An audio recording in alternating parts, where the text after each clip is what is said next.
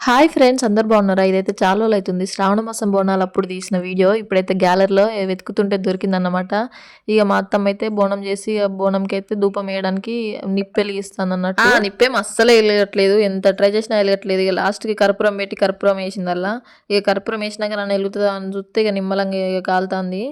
ఇక అవి కాలినాకనైతే అందులో ధూపం వేసి అయితే ఇక వెలిగిస్తాను. ఏ ఫెస్టివల్ చేసుకున్నా కూడా ధూపం వేయకపోతేనైతే ఫెస్టివల్ లాగా ఉండదు. వీళ్ళ నాన్నకి ఏంటంటే ఏ ఫెస్టివల్ కైనా ఏదో ఒక వేషం వేసి మంచిగా చేయాలని ఉంటది కదా. మంచిగా రెడీ చేసిండు, అన్ని ఆన్లైన్లో అయితే ఆర్డర్ పెట్టిండు. విగ్గు, ఆ దండ, గజ్జలు ఇట్లా అన్ని పోతిరాజుకి ఎట్లా ఉంటాయో అట్లా అన్ని కొని అయితే మంచిగా రెడీ చేసినట్టు. అది వాళ్ళ నాన్ననే మొత్తం బాడీ అంతా పసుపు రుద్ది మంచిగా చేసిండు. డ్యాన్స్ అయ్యి నాని అని అంటే డ్యాన్స్ ఎత్తాడు, చూడండి ఎట్లా ఎత్తాడో.